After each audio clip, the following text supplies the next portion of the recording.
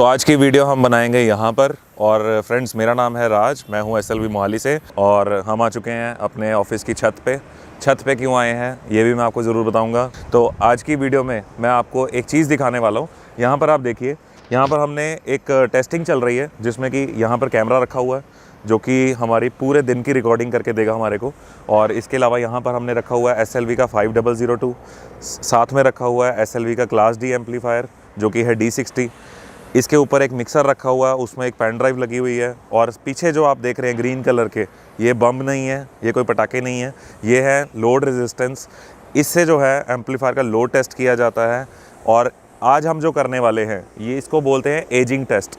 अब ageing test क्या होता है और ये करना क्यों ज़रूरी है, या मैं आज आपको इस वीडियो में क्यों दिखा रहा हूँ, ये मैं आपको बताऊँगा इसी एक वीडियो में। इस वीडियो को पूरा ज़रूर देखिएगा क्योंकि आज मैं आपको देने वाला हूँ कुछ टिप्स आपके काम की रहने वाली है। और टिप्स कुछ ऐसी रहेंगी कि अगर आप एम्पलीफायर यूज़ करते हैं, यानी कि चाहे आप डीजे का काम कर रहे हो, चाहे साउंड का काम कर रहे हो, आप जैसे कि एम्पलीफायर यूज़ करते हैं तो आप अपने एम्पलीफायर को किस तरह से सेफ़ रख सकते हैं, किस तरह से उसकी लाइफ जो है और बढ़िया कर सकते हैं, जल्दी ना ख़राब हो, जल्दी आपको दिक्कत ना करे। और कैसे आपने एम्पलीफायर के ऊपर लोड मैच करना है, इम्पीडेंस मैच करना है, ये सारी चीज़ें ये सुनने में बड़ी टेक्निकल लगती हैं, लेकिन आज मैं जिस तरीके से आपको बताऊँगा आपको एक बार में जो है बढ़िया समझ आ जाएगा और सारी ज़िंदगी के लिए समझ आ जाएगा। तो इस वीडियो को पूरा ज़रूर देखिएगा।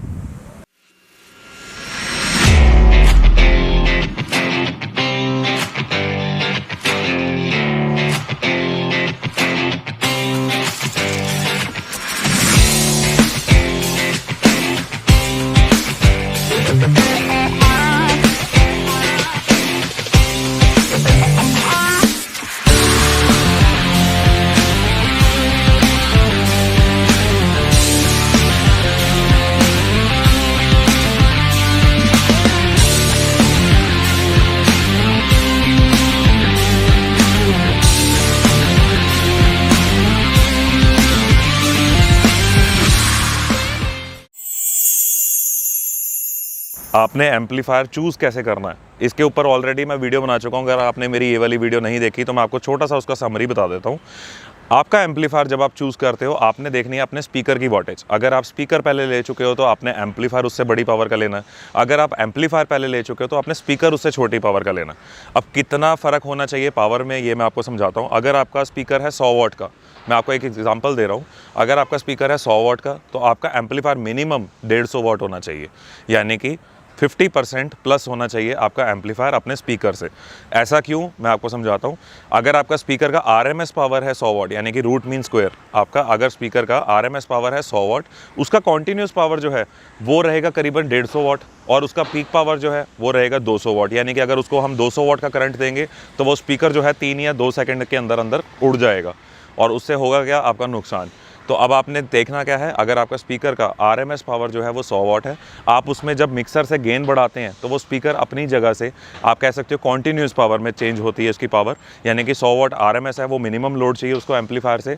अब उसको जब आप मिक्सर से गेन दे रहे हैं और कितना गेन दे रहे हैं उस पर भी डिपेंड करता है, तो वो अपना जो पावर है वो चेंज करता है और वो 150 वाट तक भी जा सकता है। तो आपने पहले ही जो अपना एम्पलीफायर है वो थोड़ा सा ज़्यादा रखना है ताकि आपको एम्पलीफायर पर क्लिपिंग भी कम आए, आपको साउंड क्वालिटी भी अच्छी मिले। अगर आपने 100 वाट के स्पीकर के लिए 100 वाट का ही एम्पलीफायर ले लिया, उससे होगा क्या कि आपका एम्पलीफायर जो है वो क्लिप जल्दी करेगा और जल्दी हीट हो जाएगा, या फिर आपको स्पीकर में से साउंड क्वालिटी जैसी आनी चाहिए वैसी नहीं आ पाएगी। तो ये थी टिप नंबर 1। अब टिप नंबर 2 पे चलते हैं। टिप नंबर 2 है कि इम्पीडेंस। इसके ऊपर भी जो मैं ऑलरेडी वीडियो बना चुका हूँ, आप में से काफ़ी लोगों ने देखी होगी, शायद काफ़ी लोगों ने नहीं देखी होगी। डिटेल में समझना चाहते हो तो इस वीडियो को ज़रूर देखना। इम्पीडेंस यानी कि जब आप एक स्पीकर की बात करते हैं उसका इम्पीडेंस 8 ओम भी हो सकता है, वॉइस कॉइल जो है 16 ओम में भी आती है, 4 ओम में भी आती है। तो सबसे पहले आपने अपने स्पीकर का इम्पीडेंस देखना है कि उसका इम्पीडेंस कितना है। आप में से जितने भी लोग प्रोफेशनल एम्पलीफायर्स जो यूज़ करते हैं उनको ये बात पता होगी कि ये जितने भी एम्पलीफायर्स होते हैं ये इम्पीडेंस मैच करके चलाने होते हैं। अब फाइनली ये वर्ड्स टेक्निकल हैं तो मैं ईजी भाषा में वापस से समझाता हूँ। इम्पीडेंस यानी कि आपका 8 ओम का एक स्पीकर है, अगर आप उसको पैरेलली कनेक्ट कर देते हो तो वो बन जाता है 4 ओम। जैसे जैसे पैरेलल कनेक्शन में आप स्पीकर बढ़ाते रहोगे वैसे वैसे ओम इम्पीडेंस जो है यानी कि ओम जो है वो घटता जाएगा, और जैसे जैसे आप सीरीज़ में कनेक्शन करोगे वैसे वैसे जो आपका इम्पीडेंस है वो बढ़ता जाएगा। तो आपने जो है अपना इम्पीडेंस मैच करके चलाना है। प्रोफेशनल एम्पलीफायर जितने भी आते हैं ज़्यादातर आपको 16 ओम, 8 ओम या फिर 4 ओम या फिर 2 ओम, 2 ओम पे भी काफ़ी कम एम्पलीफायर स्टेबल होते हैं। लेकिन आपने ये चीज़ का ज़रूर ध्यान रखना कि आपका इम्पीडेंस जो है वो करेक्ट रहना चाहिए, इम्पीडेंस गलत नहीं होना चाहिए जिस वजह से आपका एम्पलीफायर ख़राब हो। टिप नंबर 3 में जो मैं आपको बताऊंगा ये बहुत ही ज़्यादा आपके काम की है और काफ़ी लोग आप में से ये गलती ज़रूर करते हैं। आप लोग क्या करते हैं कि वॉल्यूम जो एम्पलीफायर का है उसको बिल्कुल 20-30% खोल देते हैं और मिक्सर से जो है गेन पूरा बढ़ा देते हैं। उससे होता क्या है कि आपका जो मिक्सर है वो क्लिपिंग पे जाना शुरू कर देता है और आपका एम्पलीफायर भी कहीं ना कहीं क्लिपिंग पे जाना शुरू कर देता है। उससे क्या होता है कि आपका एम्पलीफायर कहीं ना कहीं ओवर हीट भी हो सकता है, आपका जो साउंड क्वालिटी है उसमें डिस्टॉर्शन भी आ सकती है, क्लिपिंग के कारण जो है THD बढ़ सकता है। THD क्या होता है ये आप यहाँ पर देख सकते हैं और इसके बारे में अगर और जानना चाहते हैं आप गूगल कर सकते हैं। तो इतना ज़्यादा टेक्निकल मैं नहीं समझाऊंगा क्योंकि अदरवाइज़ आप वीडियो छोड़ के चले जाओगे। मैं आपको इतनी सलाह दूंगा कि आपने चाहे स्पीकर कोई सा भी हो, चाहे छोटा हो चाहे बड़ा हो, आपने एम्पलीफायर का वॉल्यूम जो है वो फुल रखना है, 100% पे रखना है। और दूसरी बात, आपने जो अपना गेन कंट्रोल करना है वो या तो आप अपने क्रॉसओवर से कीजिए या फिर आप अपने मिक्सर से कीजिए। ट्राई कीजिए 0 dB जो है सबसे बेस्ट वैल्यू है आपके साउंड क्वालिटी के लिए। तो 0 dB आप अपने मिक्सर से मेंटेन कीजिए, आप अपने क्रॉसओवर से मेंटेन कीजिए, आपको जो है क्वालिटी बहुत शानदार आएगी और आपका एम्पलीफायर, स्पीकर, एवरीथिंग सब कुछ सेफ रहेगा। 4 नंबर टिप जो है ये बहुत ही ज़्यादा आपके काम की, आप ध्यान से सुनना, और ये कुछ मिलती जुलती है हमारे इम्पीडियंस वाले टिप से। तो यहाँ पर सारी कंपनीज़, हालांकि हमारी कंपनी भी, जब आप एक कैटलॉग देखते हैं, कैटलॉग में आपको एम्पलीफायर की वॉटेज नज़र आती है। वॉटेज में आप किस चीज़ पे ध्यान देते हैं कि एक एम्पलीफायर 3000 वाट का है, एक एम्पलीफायर 4200 वाट का है या एक एम्पलीफायर 5000 वाट का है। वो जो वॉटेज है वो ज़्यादातर मैन्युफैक्चरर्स जो हैं वो शो करते हैं अपनी ब्रिज पावर, यानी कि आपका एम्पलीफायर ब्रिज मोड पे कितना वोल्टेज मैक्सिमम दे देता है, वो एक एम्पलीफायर की मैक्सिमम पावर होती है। तो आप में से लोग गलती क्या करते हैं, आप एम्पलीफायर की मैक्सिमम पावर जो यानी कि ब्रिज पावर है वो देखकर अपने स्पीकर्स का लोड मैच करते हैं। आप उस टाइम पे इम्पीडेंस भूल जाते हैं। सपोज़ मैंने एक एम्पलीफायर किसी को दिया 3000 वाट कह के, यानी कि उस एम्पलीफायर का ब्रिज मोड पे जो आउटपुट है वो 3000 वाट का है।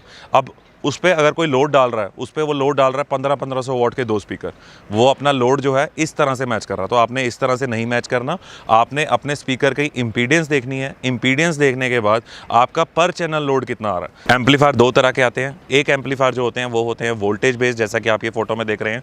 इस तरह के अगर आप एम्पलीफायर यूज़ कर रहे हैं तो इसमें जो है वोल्ट करंट जो है वो मेन प्रियोरिटी रहता है। लेकिन अगर आप प्रोफेशनल एम्पलीफायर यूज़ करते हैं, जैसा कि इस फोटो में आप देख रहे हैं, अगर इस तरह के स्टीरियो एम्पलीफायर्स आप यूज़ करते हैं तो इसमें सबसे प्रायोरिटी जो होती है वो होती है इम्पीडेंस, देन आपका लोड। तो आपने इम्पीडेंस और लोड ये दोनों चीज़ें देखकर जो है अपना एम्पलीफायर यूज़ करना है, तो आपका एम्पलीफायर जो है वो कभी भी ख़राब नहीं होगा। तो ये टिप देने का समरी जो है वो ये है कि आपने अब जब नेक्स्ट टाइम एम्पलीफायर परचेज़ करना है, आपने उसका ब्रिज पावर नहीं देखना, आपने उसका 4 ओम का अगर आपका लोड है तो आप 4 ओम की पावर देखिए, अगर आपका 2 ओम का लोड है तो आप 2 ओम की पावर देखिए। आप ब्रिज मोड जो है उसको सेकेंडरी ऑप्शन रख सकते हैं। ब्रिज मोड के अगर आप कोई एम्पलीफायर यूज़ करते हैं तो आपका एम्पलीफायर जो है वो मोनो बन जाता है, वो स्टीरियो नहीं रहता, वो आपका मोनो एम्पलीफायर कहलाता है। तो आप अपना जो अगर एम्पलीफायर स्टीरियो है और स्टीरियो ही यूज़ करना चाहते हैं तो आप अपना इम्पीडेंस मैच कीजिए, इम्पीडेंस के साथ कितने इम्पीडेंस पे आप उसको चलाने वाले हैं तो वो पावर देखकर जो है आप अपना एम्पलीफायर चूज़ कीजिए। 5वीं टिप जो है वो बहुत ही ज़्यादा आप लोगों के काम की है। जैसे अभी तक 4 टिप्स मैंने आपको दी, 5वीं टिप जो है वो भी आपके काफ़ी काम की है। यहाँ पर बात आ जाती है आपके करंट की, यानी कि इलेक्ट्रिकल करंट आप एम्पलीफायर को कितना दे रहे हैं। आप अपना एम्पलीफायर वो चाहे किसी भी ब्रांड का हो, उसका सबसे पहले यूज़र मैनुअल में देखिए कि वो एम्पलीफायर किस करंट से लेके किस करंट तक जो है आपको स्टेबिलिटी देता है। यानी कि कई एम्पलीफायर जो होते हैं वो आपके सिर्फ 230 वोल्ट पे ही चलते हैं, कई एम्पलीफायर जो होते हैं वो आपके 200 वोल्ट पे भी चल जाते हैं।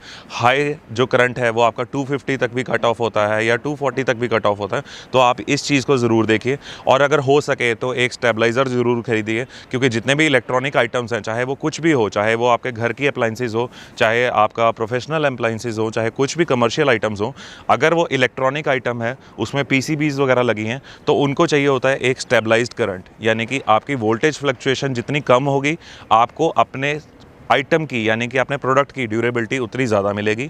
तो आप अपने एम्पलीफायर्स के साथ एक सर्वो या फिर एक मैनुअल स्टेबलाइज़र ज़रूर लगाइए। वोल्टेज जो है हमारे इंडिया में 230 वोल्ट और फ्रीक्वेंसी रेट जो है वो 50 हर्ट्ज़, ये दोनों चीज़ें मेंटेन करके चलाएंगे तो आपके एम्पलीफायर में पावर की कभी दिक्कत नहीं आएगी। तो मैंने आज की वीडियो में आपको देने थे 5 टिप्स, लेकिन एक बोनस टिप आपको ज़रूर दूंगा। आप में से काफ़ी लोग 8-8 घंटे 10-10 घंटे एम्पलीफायर्स को यूज़ करते हैं और नॉर्मली हमारे इंडिया में अगर हम किसी सोशल इवेंट की बात करें, एक वेडिंग की बात करें, एक शादी की बात करें, तो वहाँ पर जो है आपका एम्पलीफायर 6 से 8 घंटे मिनिमम चलता ही चलता है। आप लोग उसके बाद जब उसकी ऑफ़ करने की बारी आती है, फटाक से उसको ऑफ़ कर देते हैं। लेकिन यहाँ पर आपने थोड़ा सा ध्यान देना है। आप एम्पलीफायर के सबसे पहले वॉल्यूम डाउन कीजिए।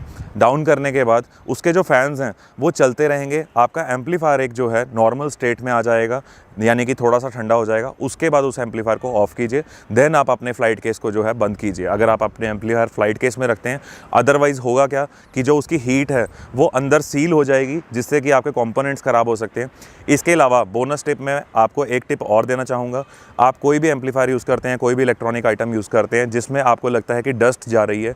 डस्ट क्या है, आपकी जो पीसीबी प्लेट्स हैं या जो आपके अंदर कंपोनेंट्स हैं उसको गर्म कर देती है। हालांकि डस्ट जो है कहीं ना कहीं अच्छी भी होती है, यानी कि आपके चीज़ों को मॉइस्चर से बचाती है। तो थोड़ी बहुत डस्ट हो कोई दिक्कत नहीं है, लेकिन अगर बहुत ज़्यादा डस्ट है, यानी कि अगर कहीं ना कहीं वेंटिलेशन की ब्लॉकेज हो रही है, कहीं ना कहीं फैंस को ब्लॉक कर रही है, तो वहाँ पर आप क्या कर सकते हैं, हर 6 महीने बाद या हर 1 साल बाद आप अपने एम्पलीफायर का ढक्कन खोलिए। उसके अंदर जो है ब्लोअर आता है नॉर्मली, तो उससे हवा मार दीजिए। उससे क्या होगा, आपका एम्पलीफायर जो है वो साफ़ रहेगा। तो फाइनली फ्रेंड्स, ये थी कुछ टिप्स जो मैंने आपको एम्पलीफायर के बारे में दी। अगर आपको ये वीडियो पसंद आई हो तो इसको ज़रूर लाइक कीजिएगा और शेयर कीजिएगा अपने फ्रेंड्स के साथ जो लोग ऑलरेडी साउंड बिज़नेस में हैं, डीजे बिज़नेस में हैं। तो उनको जब आप शेयर करेंगे तो उनको भी लगेगा कि आप उनकी केयर करते हैं और ये काम की चीज़ें हैं, आपको भी ज़रूर अपनानी चाहिए और उनको भी ज़रूर अपनानी चाहिए। अब बात आ जाती है कि जो मैंने आपको स्टार्टिंग में दिखाया था कि यहाँ पर जो हमने सेटअप किया था, फाइनली वो सेटअप है क्या और क्यों लगाया गया था। तो यहाँ पर मैंने जैसे कि आपको बताया था कि यहाँ पर हमारे कुछ इक्विपमेंट्स लगे हुए हैं, कैमरा लगा हुआ है, 2 एम्पलीफायर जो हैं वो ऑलरेडी चल रहे हैं काफ़ी देर से। यहाँ पर रेजिस्टेंस लगी हुई है, लोड रेजिस्टेंस। मैं आपको एक एक करके बताऊंगा कि ऐसा क्यों किया जा रहा है। तो यहाँ पर हम कर रहे हैं एम्पलीफायर का एजिंग टेस्ट। अब एजिंग टेस्ट क्या होता है, आपने एजिंग से आपने एक आइडिया लगा लिया होगा कि यानी कि एम्पलीफायर की उम्र कितनी है, यानी कि कितने साल ये जिएगा या कितने साल ये तक चलेगा। तो ये चीज़ को हम एजिंग टेस्ट बोलते हैं। मैं इजी भाषा में आपको समझा रहा हूँ। हालांकि एजिंग टेस्ट जो है इस तरह से नहीं किया जाता, इसके साथ में कुछ और इंस्ट्रूमेंट्स भी लगते हैं, जैसे कि आपका फंक्शन जनरेटर, ऑस्किलोस्कोप या कुछ और इंस्ट्रूमेंट्स भी जो हैं वो लगाए जाते हैं उसकी प्रॉपर रिपोर्ट निकालने के लिए। लेकिन क्योंकि आपको जो है एक ईजी भाषा में समझाना था, क्योंकि हमारे पास बहुत सारे कमेंट्स आते हैं, जो लोग पूछते रहते हैं कमेंट्स में कि सपोज़ मैंने किसी एम्पलीफायर का रिव्यू किया तो वो कमेंट्स ज़्यादातर उसमें से 30% कमेंट्स ये होते हैं कि ये एम्पलीफायर 8-10 घंटे चलेगा, 12 घंटे चलेगा, 14 घंटे चलेगा। तो इस चीज़ का जवाब जो है मैं यहाँ पर आपको देना चाहता था। यहाँ पर ये जो रिकॉर्डिंग चल रही है, अभी सुबह के शायद 11 साढ़े 11 हो चुके हैं और ये ऑलरेडी 10:30 बजे से जो है ये चल रहे हैं एम्पलीफायर इसी तरह से फुल लोड के ऊपर। इनके ऊपर हमने स्पीकर की जगह, यानी कि यहाँ पर अगर हम स्पीकर लगाते तो बहुत ज़्यादा शोर हो जाना था और अगर हम 8 घंटे इसको टेस्ट करते तो यहाँ पर शायद पुलिस आ जाती। तो हमने जो है यहाँ पे लोड रेजिस्टेंस लगाई हुई है, जिसमें कि लोड जो है प्रॉपर स्पीकर जितना जा रहा है। यहाँ पर मैंने इस मिक्सर में एक पेन ड्राइव लगाई हुई है जिसमें कि पिंक नॉइज़ चल रही है। मैं आपको एक छोटा सा इसका ऑडियो क्लिप यहाँ पर अटैच कर देता हूँ ताकि आप सुन पाएंगे कि इस तरह की साउंड जो है इसके अंदर जा रही है। तो ये जो आपने साउंड सुनी, अब ये साउंड को हम बोलते हैं पिंक नॉइज़। ये पिंक नॉइज़ हमने यहाँ पर क्यों लगा रखी है, क्योंकि अगर मैं कोई ट्रैक लगाता उसमें कहीं ना कहीं बेस ज़्यादा आना था या कहीं जगह पे कम आना था, तो एक वेरिएबिलिटी बन जानी थी। अब ये जो पिंक नॉइज़ है ये 8 घंटे आपको सारी फ्रिक्वेंसीज जो है आपके एम्पलीफायर को देती रहेगी, यानी कि 20 हर्ट्ज़ से 20 किलो हर्ट्ज़ इस पिंक नॉइज़ के अंदर जो है पूरी फ्रिक्वेंसीज आ जाती हैं। अब ये एम्पलीफायर जो है, यानी कि हम 100% इसका ड्यूरेबिलिटी टेस्ट कर रहे हैं, तो हमारे को ये पिंक नॉइज़ लगाना ज़रूरी है। अब यहाँ पर मैं आपको थोड़े से करेक्शंस बता देता हूँ कि किस तरह से किए हैं। यहाँ पर ये मिक्सर लगा हुआ है, मिक्सर में पेन ड्राइव लगी हुई है। यहाँ पर हमने मेन मास्टर जो है वो 0 dB मेंटेन किया है। यहाँ से हमने ज़रूर थोड़ा सा बूस्ट किया है अपने एम्पलीफायर को गेन देने के लिए। तो ये मिक्सर एज अ प्रीएम्प काम कर रहा है। यहाँ पर क्लास D एम्पलीफायर लगा हुआ है जिसमें D60 एम्पलीफायर लगा हुआ है। यहाँ पर आपका 5002 एम्पलीफायर लगा हुआ है। ये जो 2 आउटपुट्स आप देख रहे हो लेफ्ट राइट, लेफ्ट आउटपुट जा रही है हमारे क्लास D एम्पलीफायर को और राइट आउटपुट जो है ये जा रही है क्लास H एम्पलीफायर को, 5002 वाइट सीरीज़ को। इसके बाद ये जो आप रेजिस्टेंस देख रहे हैं, यहाँ पर एक रेजिस्टेंस जो है ये 1000 वाट की है बड़ी वाली, और जो छोटी वाली रेजिस्टेंस है ये आपकी 800 वाट की है। तो 1000, 2000, 800, 1600 वाट, टोटल 3600 वाट का लोड 2 ohms पे, क्योंकि यहाँ पर अगर आप देखें पैरेलल कनेक्शन किए हुए हैं 4 रेजिस्टेंस के, तो यहाँ पे 2 ohms पे जो है इस एम्पलीफायर पे, क्लास D एम्पलीफायर पे हम 3600 वाट का लोड टेस्ट कर रहे हैं। और यहाँ पर 5002 पे हज़ार 2000 वाट 2000 वाट का 4 ohms पे जो है टेस्टिंग चल रही है।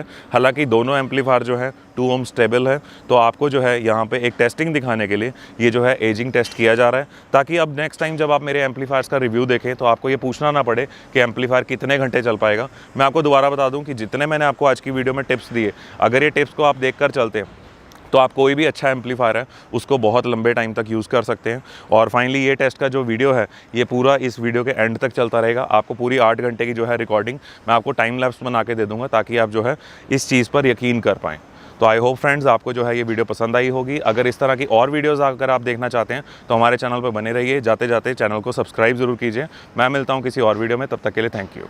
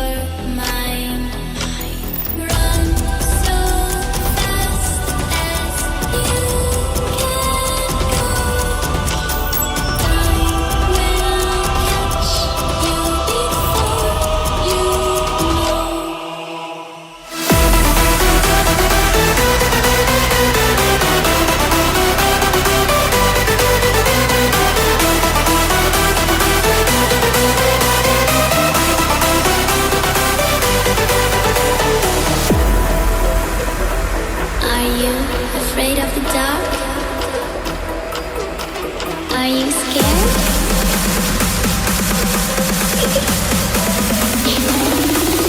I'm back. Boom.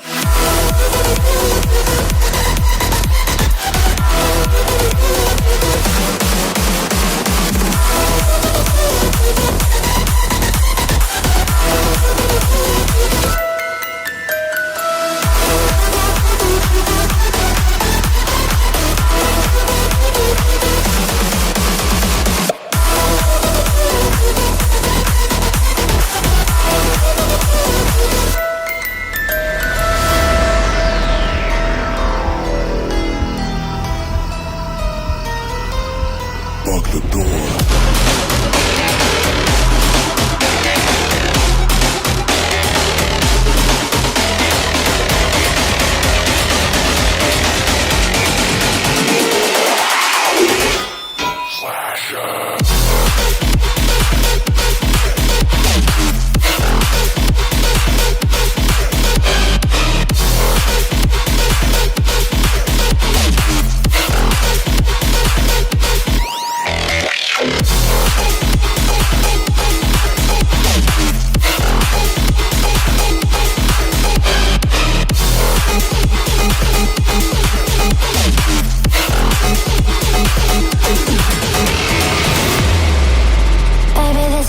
Die.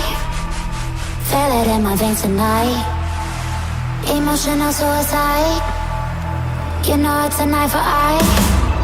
I didn't wanna walk the plank. No, but the Mariona, it came like the thunder. I was on my way to going under. Swimming in the pain, yeah, I was covered in a tidal wave, But I'm a fighter. Try to take me down, I'm going higher. Baby, you've been playing with some fire. You've been playing with fire. One day you will see what you made of me. Found my enemies. Do what you release. In the dead of night.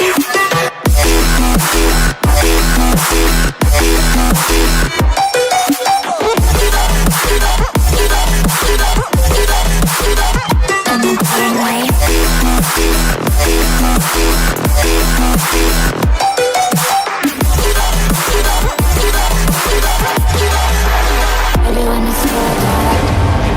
Storm is coming, so you better start running. No, you can't control, feel it in my bones. I'm coming for the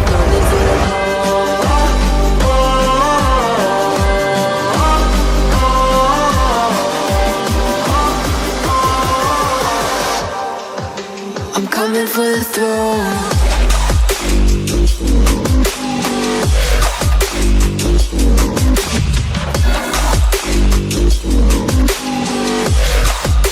I'm coming for the throne.